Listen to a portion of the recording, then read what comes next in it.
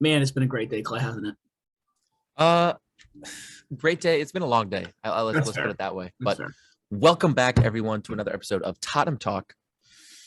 We're happy about this one, not because of the result we had on Saturday, but because of I think the content we have to talk about is meaningful and it's intense, if you will. I mean, I think there's a lot of things we need to talk about that can talk about our game moving forward as Tottenham fans, and how to support and how to what to expect really, because this season has been the definition of a roller coaster. So, Matt, let's hop into it. We're going to start off with a brief kind of discussion of the Everton game, kind of just give our you know appreciation for Delhi and kind of the showing that he got. Other than that, I don't think there's anything to talk about there. We know what happened. Everton are not good. So next, we're going to be talking about United and kind of a lot that comes with that. Kind of our unforced errors defensively, our nervousness in attack, the two in the midfield that Conte seems adamant to play.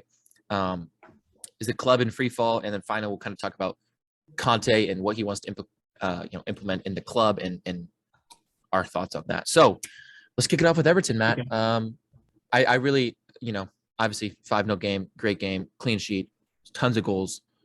But the issue there is that, it's Everton. So, which traditionally would be a really good win like that. But this year, it doesn't even feel like a win because, I mean, heck, everyone's beating Everton and they could very seriously get relegated. So is the win that important? I don't know. For point wise, yes. For morale, for looking at progress, who knows? But another thing I wanted to mention was kind of when Dele came on, the reception that he got and singing his song. I just thought that was really cool to see, and I thought it was important to mention. I mean, honestly, we could just leave it at that, but I kind of wanted to hear your thoughts on that too.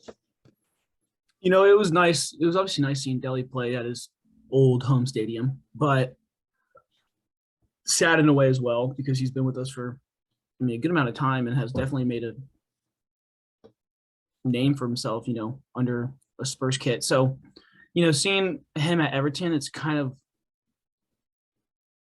It's I don't weird. know. It's sad because like Everton is such a low, not I don't want to say they're such a low level team, but they are, and I feel like Delhi is so much better than that. And for him to settle with a team like that, it's just so unfortunate for him to be there because 2, 3 years ago he was at the highest of levels, you think, and being at top clubs. So, it's very sickening in a way to see him kind of go down in a way, not up, because Yeah. that's not up in my opinion at all. Yes, he's playing more, but there's obviously other factors that go into that. But going off the overall problem with, or I guess not problem, but the win with against Everton of 5-0, I think it's fantastic to see all that. I mean, clean sheets huge, goals are huge, but it's unfortunate to see that we're not consistent. And yes, you say it's Everton, and they're a lower level team, and that should be a win. That should be a clean sheet win. If you're going to be a top four team, which we Yep. proved that against them. But other games, can't justify what place we should be in at the moment. So it's just Yeah. kind of fortunate that we have a win like this under our belt, but then we go to another game and we can't seem to put away quality goals, and it's just you see the difference in terms of quality in the opponents we play too. So lack of consistency amongst our team at least, but I do see positives coming about from these wins, of course, and these losses. So Yeah. I think moving I mean, forward, we I think have some good things. totally. I think that's enough said in terms of Everton. But the thing that everyone wants to listen to and we want to talk about is United, right? Yeah. 3-2 loss. It's tough because I don't think it was. I don't think so. I'll kind of give my thoughts and then I want to hear yours too. Yeah. And then we'll go into our specific topics we want to talk about. But I didn't think it was a lost performance. I mean, we've played Wolves, we've played Burnley, and even Southampton where we've lost, and I think we deserve to lose those games. But you look at this, and I just don't think we deserve to lose it. Not saying that we deserve to win, but we deserve something out of that because I felt that it wasn't that bad. So do you feel the same? Did you see that differently? What are your thoughts? No, I agree with you, Clay. I mean, I didn't think we played all that bad either. Yes, we got a PK, which was huge to get back in the game, which clear as days I think was a PK.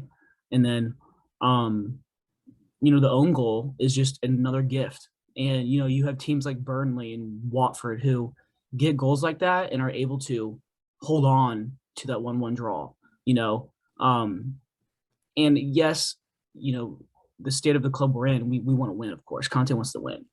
And it was interesting too. Ragnick did too after he took off Matic and put in Cavani.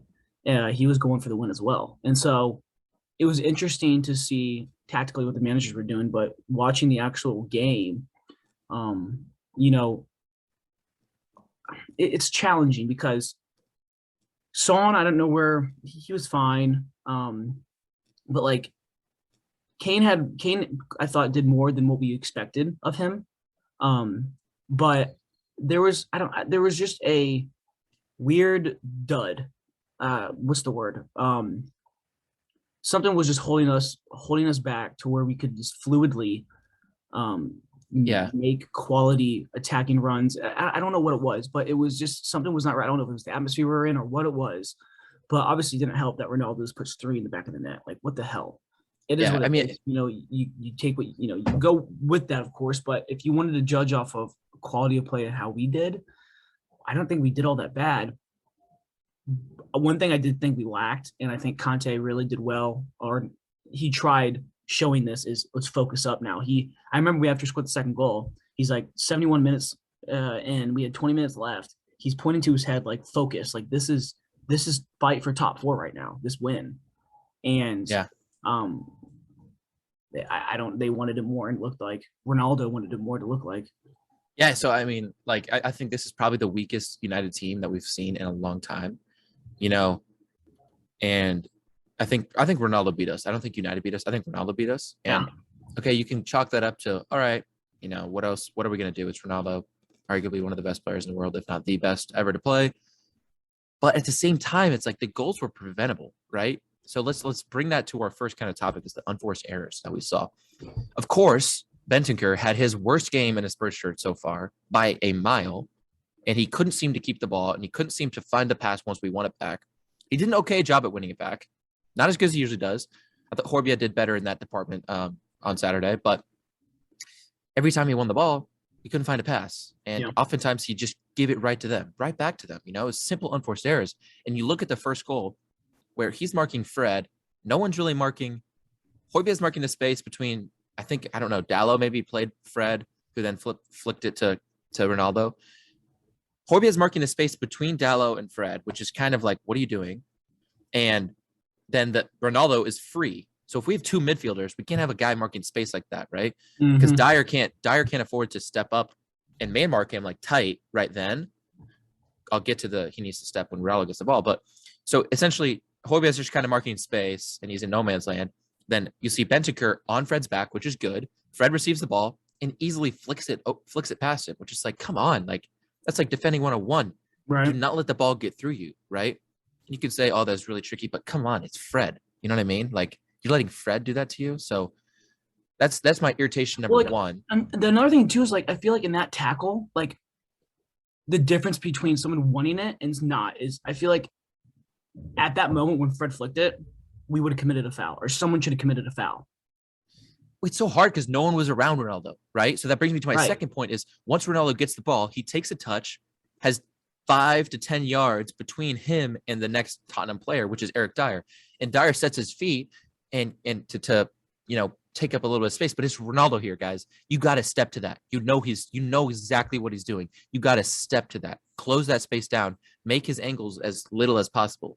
And then you could even argue that maybe Hugo needs to maybe move a little bit quicker to get to that. Again, that was an incredible shot. So I don't think anything's on Hugo there. But it does come from Bentancur and Dyer, right? Because Dyer has to step to that ball. That's easily preventable, at least make it hard for him, Ronaldo with a shot 2 yards, 5 yards outside the box with space, that's going in every time, at least on frame every time. There's no doubt about it.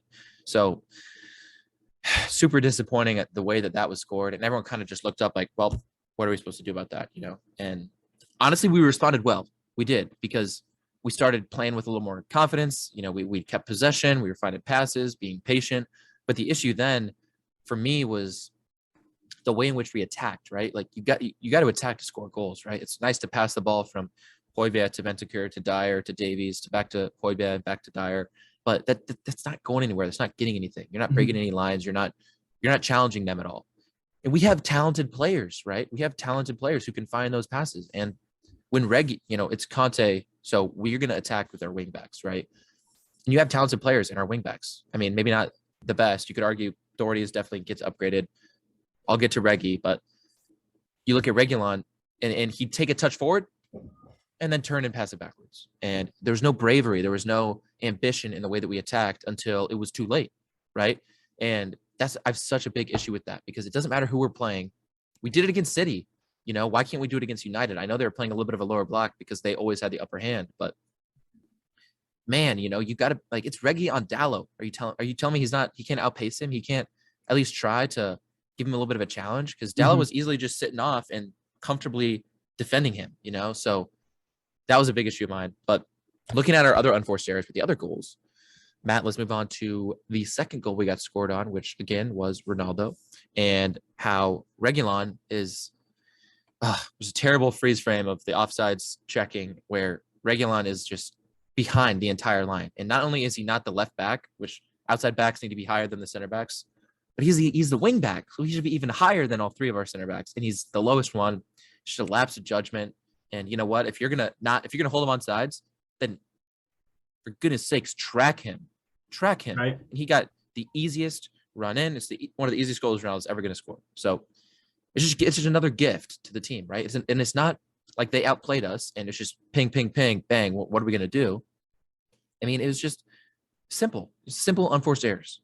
And when you play a team like United, even at their worst, they're going to take advantage of it. So last one is Romero/Doherty. I mean, I think Romero was kind of marking him, and then he kind of went off, and Doherty tried to step to him. Didn't even jump, which, okay, it's Ronaldo, so why are you not jumping? Even to just shove him, even just to take him out, like something, right? And something. Challenge it at least, man. So disappointing. It's so disappointing. I mean, I don't know why you're leaving Ronaldo to go mark Varane. Nevertheless, why do you not have your marks from the beginning? Why are you not know exactly who you're marking and staying on them? I mean, it's just simple U8, U10 stuff that we couldn't do. So the unforced errors killed us in that game, man. And it's just, I don't know. What are your thoughts on those? And is that a testament to our defending? Is that a testament to players? What is that? Is that just what? They didn't have that great a game and they had a minuscule lapse of judgment, which sometimes is the difference maker. I'm actually going to look it up because United's goals for and goals against in the last 5 games have been very, very low. I mean, ties, Atletico Madrid 1-1, and then I think they may beat Watford, Leeds or something 4-2, and then went on to go 1-0 or something. I don't know. It was low scoring games, and then they come play us, and there's 5 goals in the game. Right. And it makes me question. Okay, is it our defense? And it makes me question, okay, you make good points in terms of, the little mistakes that we made. But, how come young boys can pull out 2-1 win in Europa League when Ronaldo plays up top? Or, there's many games, and that's just one that comes to my head right now because Young Boys is obviously a low-level club, and, that's an upset in a lot of people's eyes. And so seeing something like that and the quality of players like that, and then not comparing, but comparing and contrasting with our team, I think you're so spot on in terms of the mistakes that we made that cost us. And I'm sure you're not the only one that sees that because, yes, it was 3-2, and yes, Ronaldo had 3 goals, but they were all preventable. When we talk little things, I mean, we're talking a step to the left that changes a goal. We talk step forward and jump that could change a goal. Stuff like that, little things. I'm not talking going in depth of how the defensive mid needs to be when our center backs are stepping forward and so on and so forth, and all this tactical BS. Simply, first of all, as a midfielder for Højbjerg, where is he marking and where is he sitting? Yeah, whatever. And that can be obviously their first goal can be amongst uh, the faults of a lot of the players on our team because Dyer didn't even step, no one stepped. Just let him do his thing, and then he scored. What are you going to do about it? Well, that's what's going to happen when you don't do anything about it, right? Yeah. So I mean, I don't want to. I'm not gonna belittle our character. I'm not gonna belittle our quality on the team. I'm not gonna, none of that because I don't think, despite maybe Binnicker's performance wasn't the best, in terms of his passing. My God, he can connect the damn pass, but there was too much consistency between. There's too much consistency between errors, and more than one person did that, and Yeah. that's what really hurt us. Yeah, and in all honesty, I think like it's kind of comforting in a way because yes, we made those defensive unforced errors that cost us, and it was tiny lapses of judgment, which otherwise could have led to a good game from those individual players. But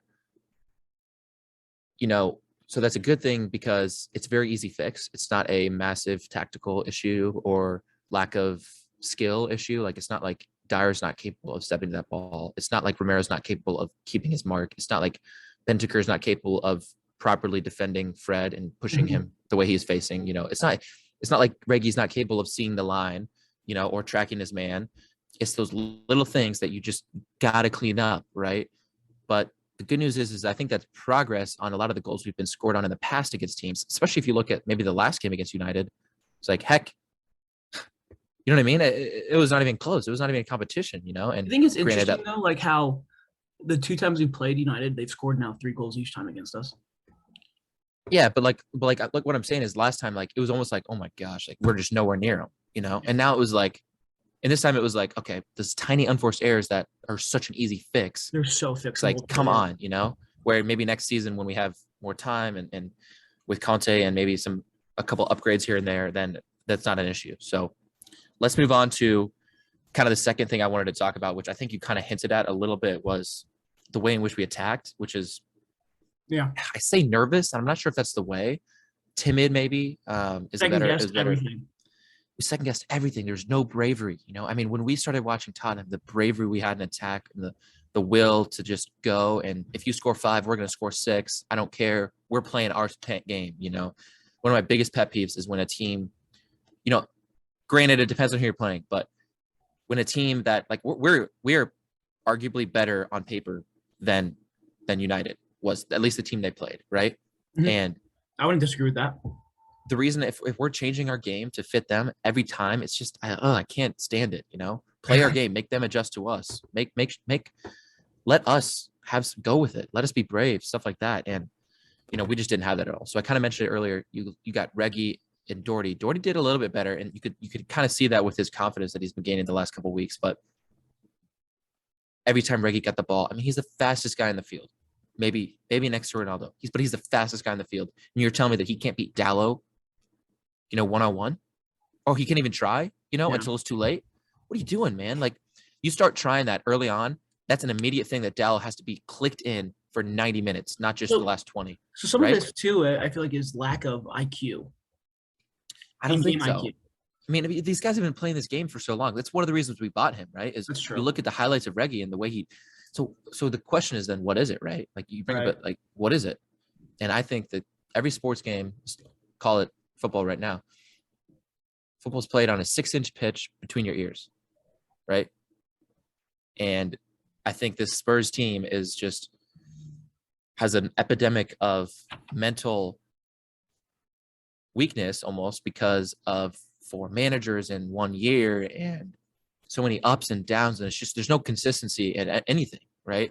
In the way that they've trained because they've had 4 different managers, and the way that they've played because they've had 4 different managers, and the people they play next to because we've kind of subbed in and out different players. So maybe that's not an excuse because these players are strong enough and they're capable, but I think that's what it is, and I think it will take time. But I mean, you look at Kane and Son too, like, God, Son had like a couple breakaways and he just slipped for some reason. And it's just oh. He had one in the box, and I don't know why he stopped and turned. Like, I don't know why he didn't shoot. Like, there's times where I was like, what are you doing?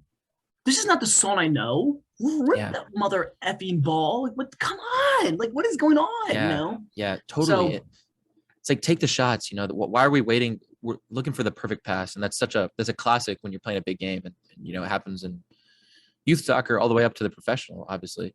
But it's like, we're playing United. We may not score, so we got to look for the perfect pass. We got to look for the perfect option, and that doesn't happen. You're never gonna have it. You're never gonna have it. So take the chances when you get them. I mean, you're Heung-min Son, for goodness sakes. You're Harry Kane. Take shots. But I did love like Doherty taking those shots, having that confidence. And we just need that more. I think the brightest part of our attack was Kulu. My goodness, the way he's so intentional with what he does too. Like the little nutmegs, the way he gets around players. The strength he has, the way he positions himself between the ball and the man. Oh, it's so good. It's so good. So, I mean, that was a huge positive for me. I don't want this to be like a negative Nelly episode, but what are your thoughts on the bravery there? Like in terms of like us lacking that? Oh, I think with Kulu. Give me your thoughts on that too. I mean, I know how you think of that. I love Kulu. No, I mean, you're not wrong with the bravery. Like, it's just like, there's certain games where I feel like we see it and we don't. And there's certain games where we're like, who was it? Leeds, we were attacking like no other. And then we go play Middlesbrough. We can't even get behind them once. Like, I don't know if it's necessarily that, when you go into a game, it's a tactical change of something, but like, I don't understand why the fluidity in the attack and just the overall performance of our team is dramatically different from when we win compared to when we don't look like we should. Like, there's not an in between, I think. Agreed. United was an interesting one because you could argue that was in between because we did put 2 away and like, yes, whatever. But, you see Leeds, you see Everton, and like these games, like we should win. And we did. We had great quality goals, and then you go to like United, and then like it makes me think like United watched us against Leeds and know exactly how to defend us. But that's not the case. No, we just made their job easy. Exactly. So like, like it's really frustrating as a fan to obviously watch it like this because we're so much better than what we show. And there's I feel like still so many opportunities out there with 10 or so games left to really make a name for ourselves out there in terms of where we're finishing. And obviously it's challenging with the press and the media in terms of the windows coming up and all this stuff, and we have Kane, blah blah blah blah. It's part of it though, being on a big team like this. But it's very unfortunate as a fan to have an idea and be optimistic about your squad, and you go out and watch a game like Leeds and Everton and you're like, let's effing go, we're so good, we can play anybody. And then you go play United, or heck, you go play Southampton, and it's like, you guys go out last night? Yeah. Like, it's just like, what happened? Yeah. And so like, There's a 2-pound pint deal at Weatherspoons, and everyone. Yeah, right. And so like, I don't know. It's just, I see that for sure. You can definitely see the body language of players. And even like their players' first touch, like the way certain players on our team can like move the ball and like their first touch, where they're taking them, like definitely shows the form and obviously their what's the best word for it? Their current form in the game. And obviously, like when Kulu gets the ball and does 1-2 dribbles in like the 3rd minute and gets by a guy, bam, he's ready to play today, baby. Yep. And he's now got the rest of the game. Okay, I did that once, I can do it again to him. Or I did it once, I can do this now. And so like, I don't know. It's just a lot of the basics I think we were not able to fulfill. And even our positioning I thought was a little lackluster. That's mainly on Binnicker and Højbjerg. And so, and I don't, I want to dissect on how we progressed, because we progressed evenly amongst the middle, the left, and the right, which is interesting because, having a consistency across the whole pitch to get forward is key. For example, though, like watching like Juventus, they mainly progress up the right side. And only the right side. I mean, they can do both and they can do all three, but their strength is the right. So I'm not trying to compare us to Juventus at all. But what I'm getting at is there a way or is there a side maybe we can prioritize? Yeah. Um, Well, I think in United in particular is we'd go up the left, and then Reggie wouldn't do anything. He'd drop it back, and then we'd look for that switch to Doherty. And we did it a decent amount of times. And honestly, Doherty, I was super impressed with the way Doherty on one touch, on his first touch, on that huge across the field diagonal oh, ball. and He'd Kane beat the flicked it. player. He'd beat the player once. Well, I mean, that was one.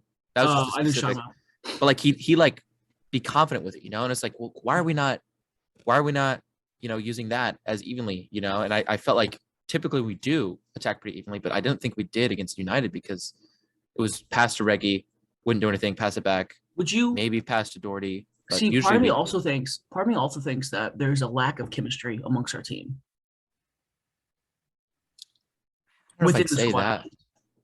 Within the squad, at least, I feel like there's some errors that have happened. Like there's a simple communication error between Kane and Doherty on that one, but like Oh, I know, and that's a goal. that's a goal. It's a goal. And like, like despite that, but like there's been times in games that I can't think on top of my head right now, but like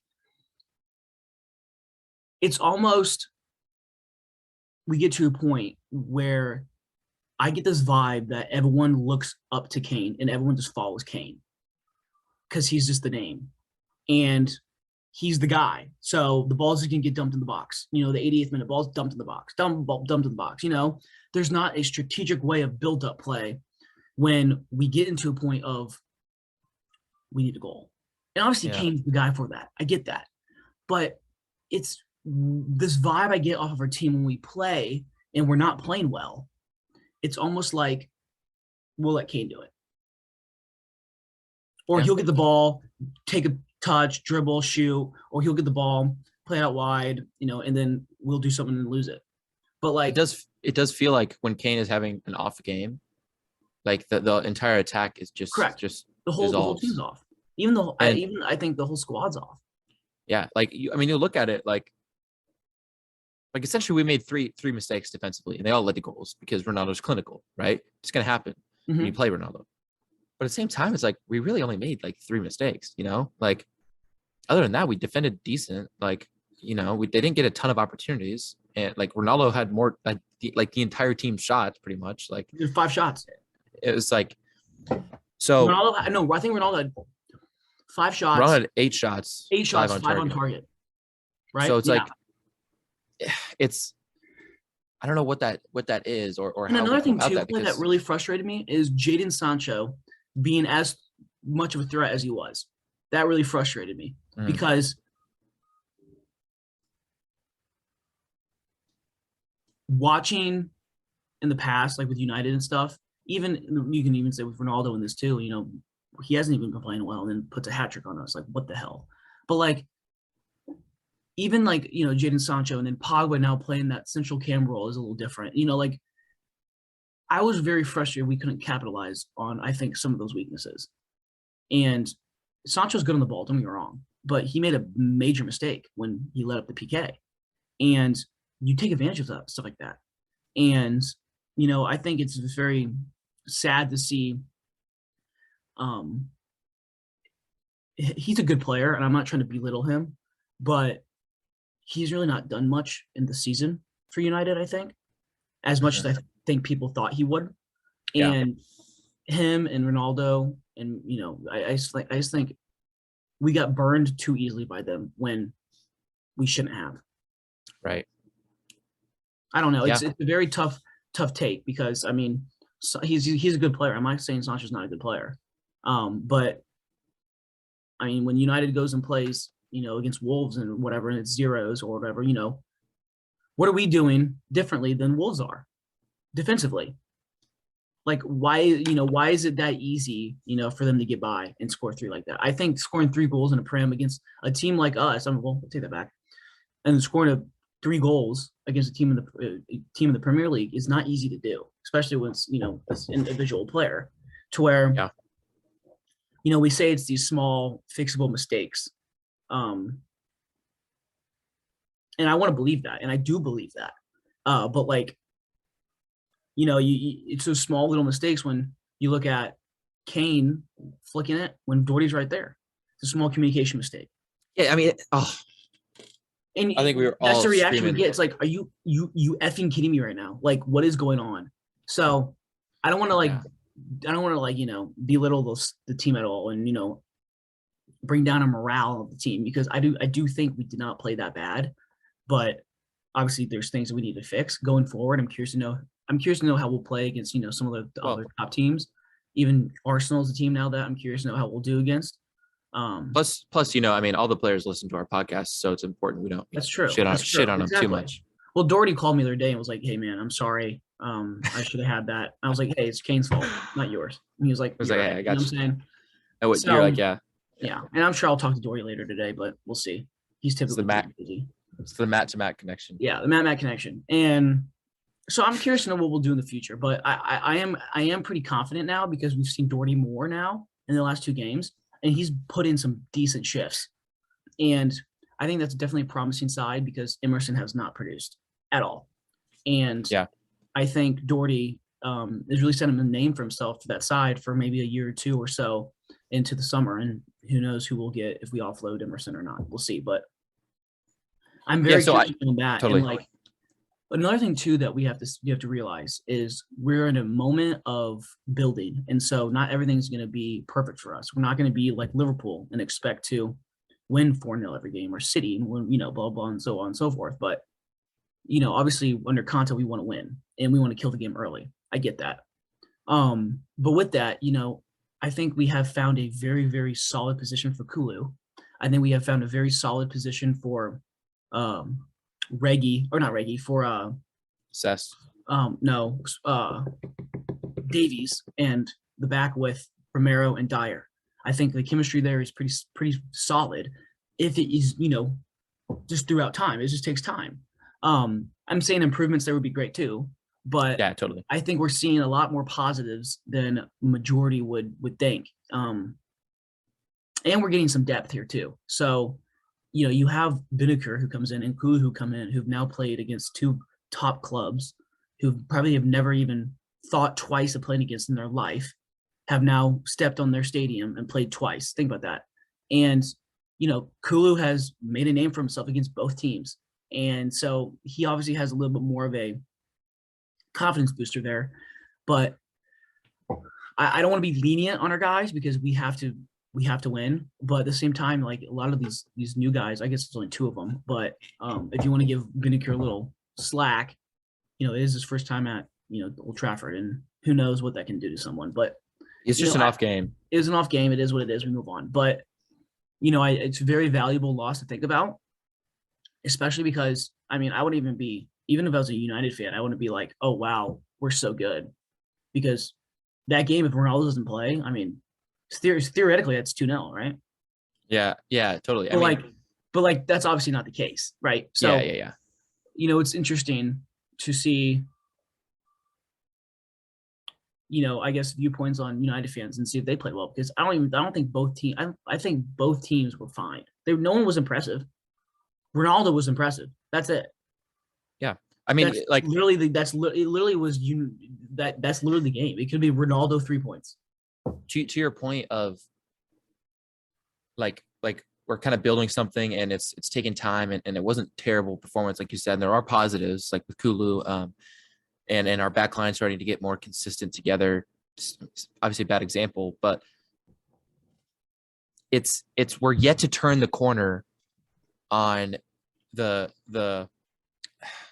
greener grass, if you will, right? Because we're in this stage where it's a dark period for Spurs, if you will. That's so dramatic, but where we're inconsistent. We've gone to manager, but we're right there, I think, to turning the corner. And I think Conte realized that. He had that explosion after the Burnley match. He's like, all right. He's like, all right, I know where we are now.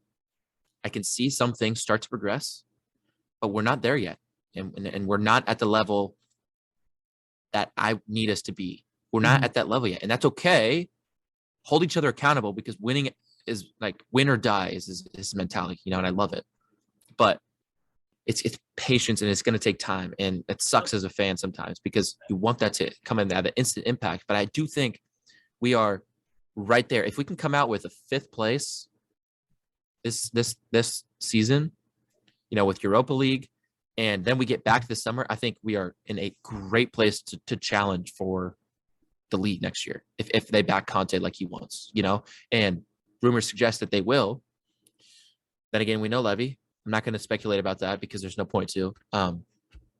But you look at what Conte did with Chelsea. They finished 10th, and they went and won the league the next year.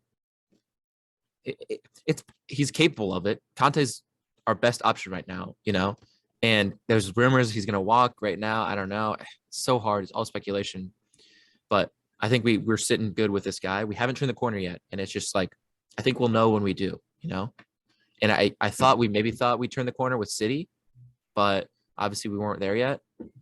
I don't think it'll be until the end of the season, till we see where we finished, and that finishing place, like Kane said in an interview, will kind of allow us to have that confidence and that outlook on, all right, well, what's our next season going to be like? We finish 8th. That's not good. Right. That's just not looking good for players. It's not looking good for manager. It's not looking good at all. So